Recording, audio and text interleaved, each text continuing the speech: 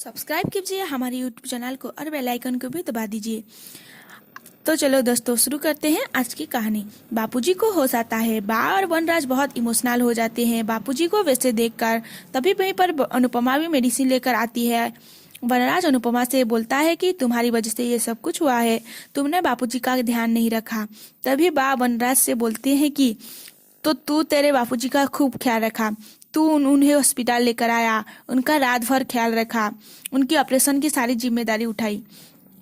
ये वो ही थी जो हॉस्पिटल लेकर आई तेरे बापूजी को, उनके ऑपरेशन की सारी जिम्मेदारी उठाई, रात भर उनके पास बैठकर उनकी ख्याल रखी। वैसे तू रात भर कहाँ था?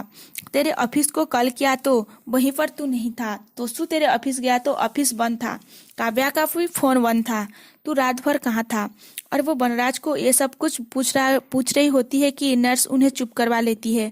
फिर वह अनुपमा के पास जाके बोलती है, तू जैसी भी है, कल तेरी वजह से तेरी बापूजी की जान बच गई, तूने उनका खूब ख्याल रखा। और वो अनुपमा के सामने हाथ भी जोड़ लेती है। तभी वनराज ये सब कुछ देखकर मन ही मन बहुत गुस्सा करता है।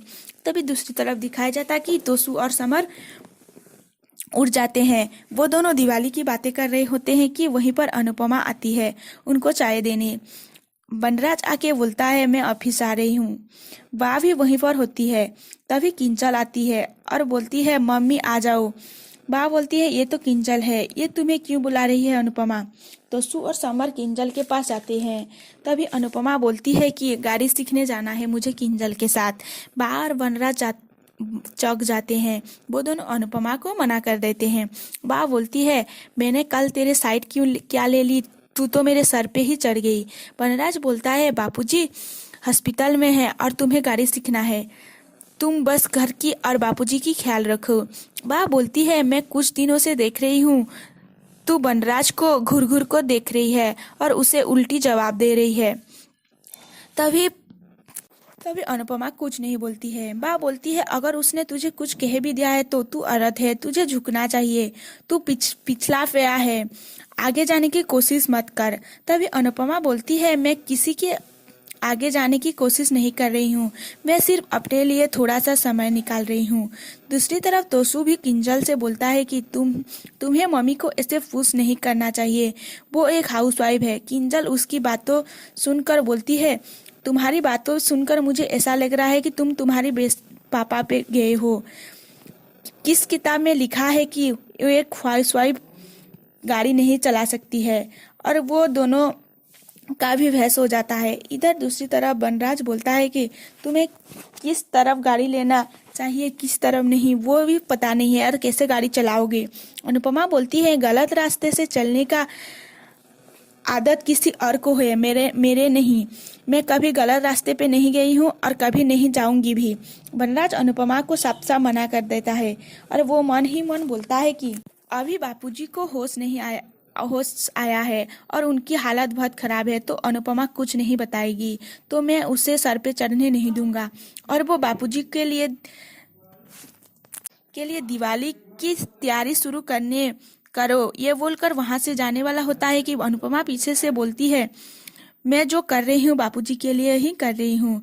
जब बापूजी की हालत खराब हुई थी कल, कोई भी मर्द घर पे नहीं था, हम तीनों औरतों ही थे और हम में से किसी को भी गाड़ी चलाना नहीं आता है। मैं अपने आप को कितना लाचार समझ रही थी, लेकिन भगवान किसी को भी लाचार नहीं बनाते हैं, हम खुद ही अपने आप को लाचार करते हैं। इसलिए मैं गाड़ी चलाना सीखना चाहती हूँ। मैं बार बापूजी के लिए गाड़ी चलाना सीखना चाहती हूँ। भगवान ना करे ऐसी कोई भी दिन आए और ऐसी हालात हमें सामना करना पड़े। फिर अनुपमा बा से बोलती है कि मैं आपके आशीर्वाद लिए बिना कोई भी काम नहीं करती हूँ बा, इसलिए आज भी आपके आशीर्वाद लेती हूँ। और वो ये भी बोलती है कि अगर आपको मेरी बात का बुरा लगे और मेरे गाड़ी चलाना अच्छा नहीं लगे तो बा मुझे रोक लीजिए, मैं रुक जाऊंगी। तभी दूसरी तरफ तोसू कार से वो चीट को निकाल रहा होता है कि अनुपमा आके उसे रोक लेती है। तोसू बोलता है, वाह और बापूजी मान गए क्या? अनुपमा कहती है, बा ने मना नहीं किया कि हाँ भी नहीं बोला और तेरे पापा से मैंने पूछना जरूरत नहीं समझा, उन्हें बता दिया।